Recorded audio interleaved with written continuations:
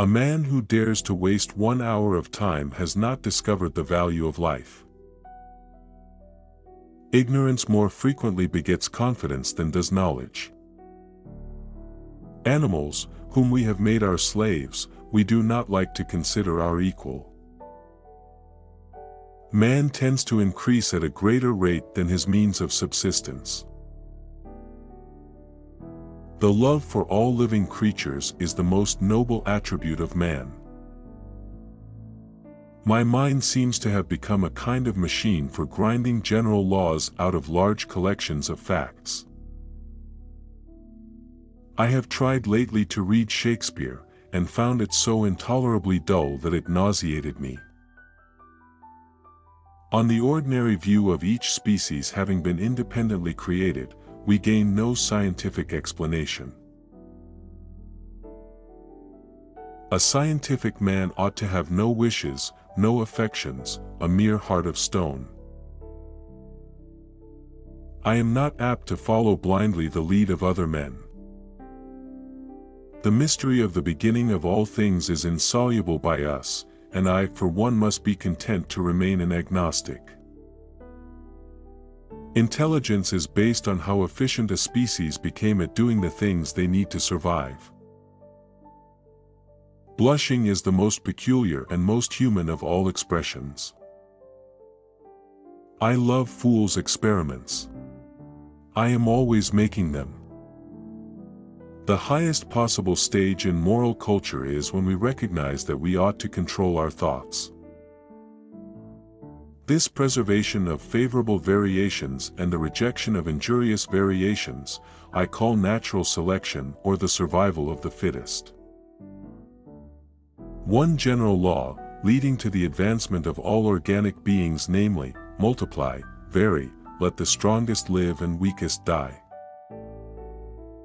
If the misery of our poor be caused not by the laws of nature, but by our institutions, great is our sin. The survival of preservation of certain favored words in the struggle for existence is natural selection. Keep steadily in mind that each organic being is striving to increase, that each at some period of its life, has the struggle for life, and suffer great destruction. The war of nature is not incessant. The vigorous, the healthy, and the happy survive and multiply. I have called this principle, by which each slight variation, if useful, is preserved, by the team of natural selection. I cannot persuade myself that a beneficent and omnipotent God would have designedly created parasitic wasps with the express intention of their feeding within the living bodies of caterpillars. It is those who know little, and not those who know much, who so positively assert that this or that problem will never be solved by science. Man tends to increase at a greater rate than his means of subsistence. To kill an error is as good a service as, and sometimes even better than, the establishing of a new truth or fact.